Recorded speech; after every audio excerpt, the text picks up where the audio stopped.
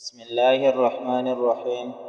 حضرت سیدنا عقبہ بن عامر رضی اللہ تعالیٰ عنہ سے روایت ہے کہ انہوں نے رسول اللہ صلی اللہ علیہ وآلہ وسلم کو فرماتے ہوئے سنا، جو بھی مسلمان وضو کرتا ہے اور وہ اچھی طرح وضو کرتا ہے، پھر کھڑے ہو کر پورے یکسوئی اور توجہ کے ساتھ 2 رکعت نماز پڑھتا ہے تو اس کے لیے جنت واجب ہو جاتی ہے۔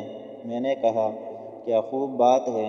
تو میرے سامنے ایک کہنے والا کہنے لگا، اس سے پہلے والی بات اس سے بھی زیادہ عمدہ ہے۔ میں نے دیکھا تو وہ عمر رضی اللہ تعالیٰ عنہ تھے۔ انہوں نے کہا، میں نے دیکھا ہے تم ابھی آئے ہو۔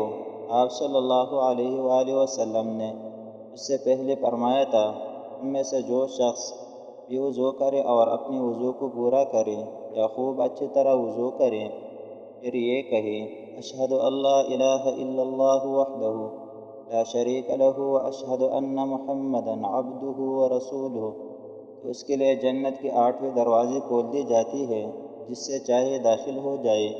اللہ تعالی ہم سب کو عمل کرنے کی توفیق عطا فرمائے، آمین ثم آمین۔